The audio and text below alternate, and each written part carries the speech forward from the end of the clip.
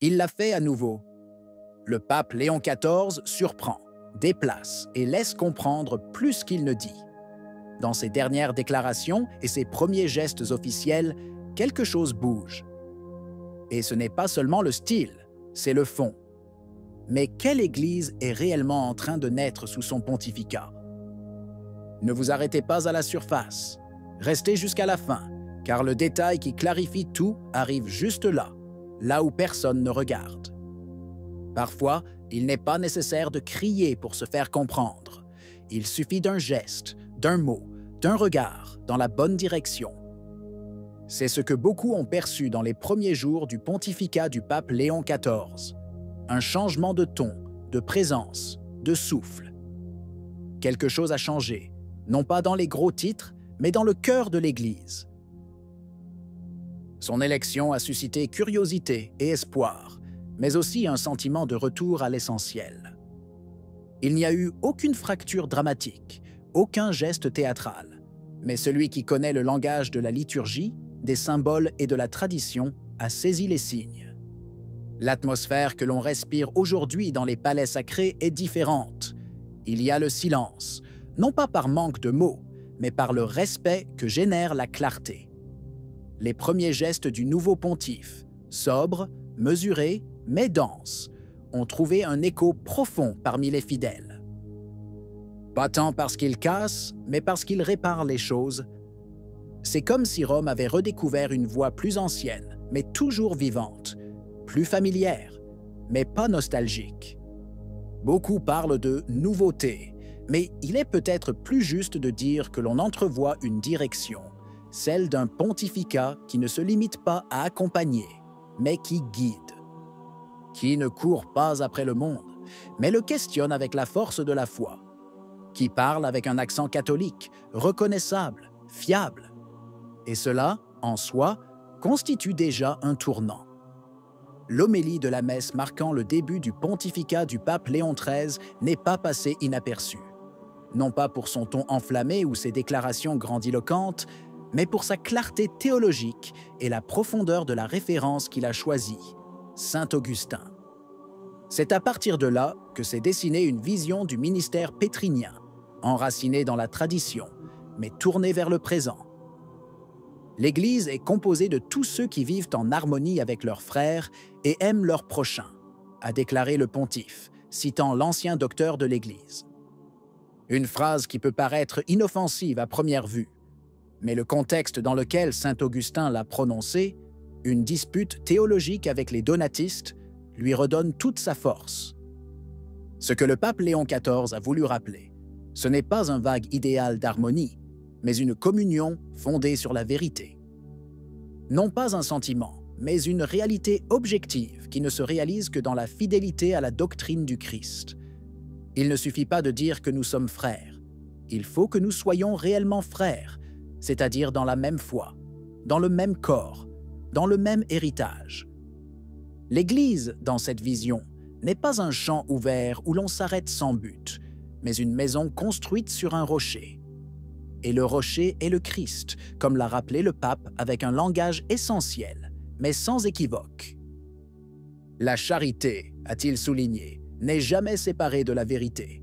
On n'aime pas vraiment si l'on laisse les autres dans leurs erreurs. Au contraire, on aime précisément quand on corrige, on guide, on accompagne vers la plénitude de la vérité.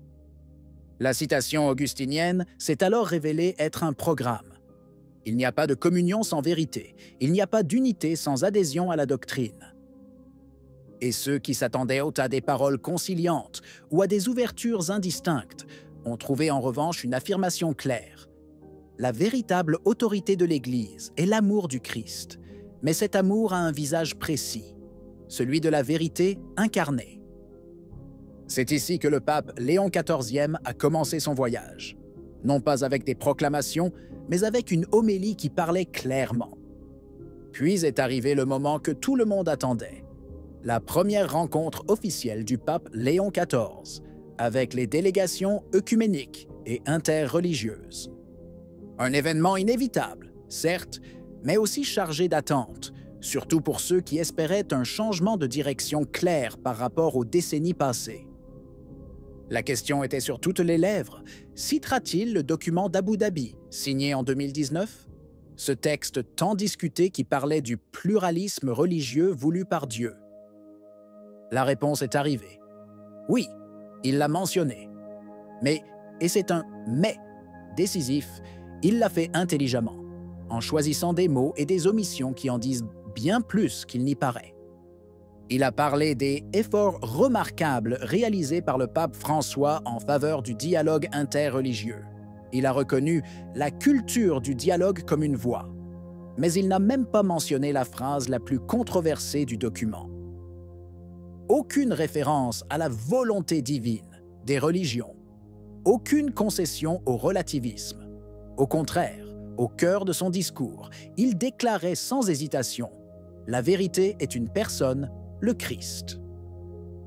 Une phrase comme celle-ci suffit à elle seule à replacer tout dialogue sur une base christologique. Et si pour certains c'était la première déception, pour d'autres c'était un geste de finesse. Accueillir le dialogue, oui, mais le réordonner selon la hiérarchie des vérités. Non pas un œcuménisme irénique, mais une comparaison éclairée par la lumière de la révélation. Le pontife a rappelé que la communion entre les hommes ne peut exister que dans la mesure où nous convergeons dans le Seigneur Jésus. Et cette obéissance au Christ est la condition de la véritable unité.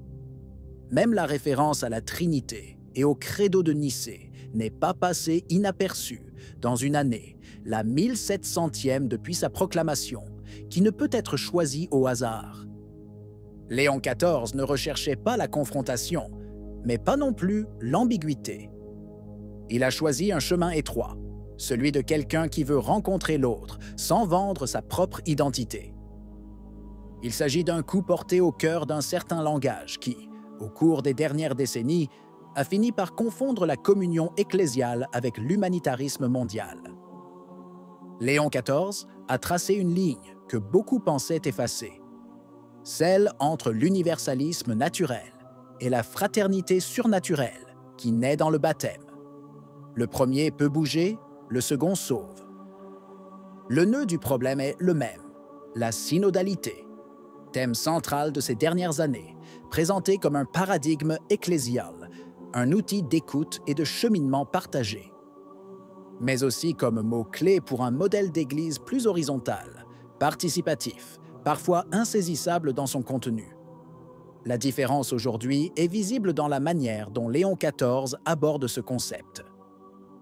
Pour lui, la synodalité n'est pas une méthode pour reformuler la doctrine à la lumière des désirs du temps. Ce n'est pas un espace où chaque voix a le même poids, quelle que soit sa fidélité à la révélation. Au contraire, c'est un voyage dans la vérité reçue, non pas à côté de la doctrine, mais sous sa direction. Pas un parlement, mais un pèlerinage dans la fidélité. Les paroles du pape sont claires. Le berger ne domine pas, mais il guide. Elle ne s'impose pas, mais sert la foi de ses frères. Mais ce guide n'est pas une délégation au grand public. C'est une responsabilité verticale, ordonnée, sacramentelle. Il s'agit d'une synodalité ancrée et non déconnectée. C'est là le point de rupture, même s'il n'est pas crié. Ce n'est pas le mécanisme synodal lui-même qui est remis en question, mais son interprétation comme ouverture à tout et contraire à tout. Léon XIV n'a pas besoin de déclarer le détachement. Il le prouve avec des faits. Elle restitue la synodalité à sa dimension la plus authentique. Non pas un processus démocratique, mais un cheminement commun vers le Christ, guidé par ceux qui ont reçu le mandat de confirmer dans la foi. Qu'en penses-tu? Si vous avez aimé la vidéo, commentez « Amen ». Que Dieu vous bénisse.